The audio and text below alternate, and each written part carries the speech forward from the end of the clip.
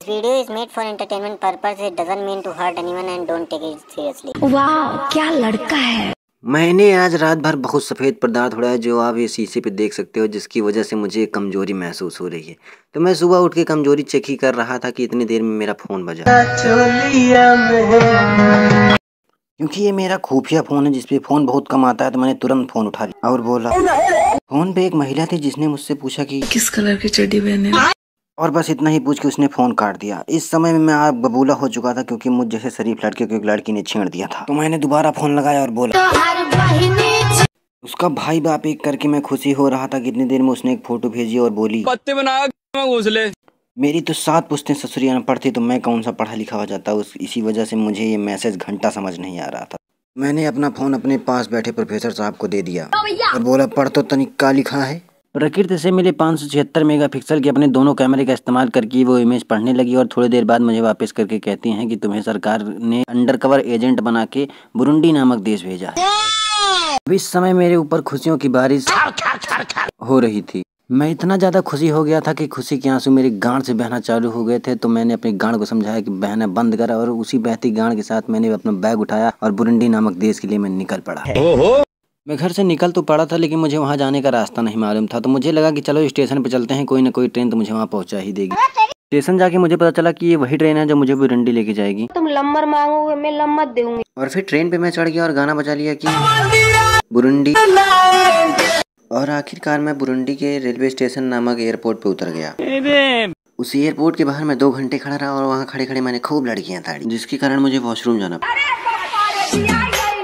और अब मुझे सिर्फ प्रधानमंत्री से मिलना था और मुझे पता है कि कहीं भी जाने के लिए हमें ट्रेन पकड़नी पड़ती है। तो मैं इस देश के रेलवे स्टेशन आ गया। उन 20 कन्याओं ने मुझे इतना मदहोश कर दिया था कि अब मुझसे कॉइन तक कैच नहीं हो पा रहा। और आखिरकार वो समय आ गया था कि जब मैंने उस देश की ट्रेन को पहली बार देखा और मैं इतने ज़्यादा नशे में था कि मुझे पहली नज़र में इससे प्यार हो गया। फिर मुझे वहाँ के लोगों ने बताया कि ये लड़का है। गोरी गोरी गाल तेरी छाती। मेरे दिल के टुकड़े 4 हो चुके थे और मैं उन 4 टुकड़ों के साथ उसी के अंदर चला गया। और अब मैं पहुंच चुका था प्रधानमंत्री आवास के बिल्कुल सामने, क्योंकि मुझे पता था कि यहाँ का प्रधानमंत्री पूरा है। इसी वजह से मैंने पहले उसकी फाड़ने की सोची और मैं अपने नन्हे नन्हे पैरों के साथ उसकी कमरे की ओर बढ़ा। मैं उसके कमरे तक पहुंचा ही था कि मैंने देखा कि खिड़की के बाहर खड़े होकर उसके पिए गाने गा रहे हैं कि तेवरा मारल चाहे मार। मैं समझ गया कि दहीझरा के 14 सच में हरामी है और मैं सीधे जाके उसके सामने खड़ा हो गया। तो उसने पूछा, मैं हूँ पप्पू पेलू, आप कहें तो आपकी ले लो। मैंने तुरंत भारत सरकार से मिला ये लेटर निकाला और तुरंत उसके इस पिछवाड़े नुमा गेट में डाल के उसे पकड़ा दिया और बोला जी भर पढ़ ले। अब हो अंडरवर्ल्ड में जिक्र आया राह के नाम का। पूरा पेपर पढ़ने के बाद उसने मुझे ये लंबा खर्रा पकड़ा और बोला कि जाओ सर, जो चेक करना है चेक कर डालो। मैं उसके कमरों की तरफ बढ़ा तो मुझे आभास हुआ कि सन्नाटा क्यों है भाई। और जैसे ही मैं उस कमरे में घुसा मुझे वहाँ 3 लड़कियां ऐसी दिखाई दी जो मुझसे भी ज्यादा काली थी और उन्होंने बोला कि वाह क्या लड़का है। इतनी काली लड़कियां देख के वैसे ही मेरी हवा टाइट हो चुकी थी। तो मैंने अपने आप को बचाने के लिए बोला कि मुझे बवासीर है। इससे सारी लड़कियां डर गईं और बोली।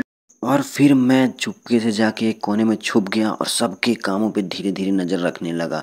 फिर मुझे याद आया कि अरे यार, मुझे तो मेरा मिशन ही नहीं पता, मेरा मिशन क्या है। अब मैं अपनी अखंड चूतिया जैसी शक्ल बना के उस बिल से बाहर निकला।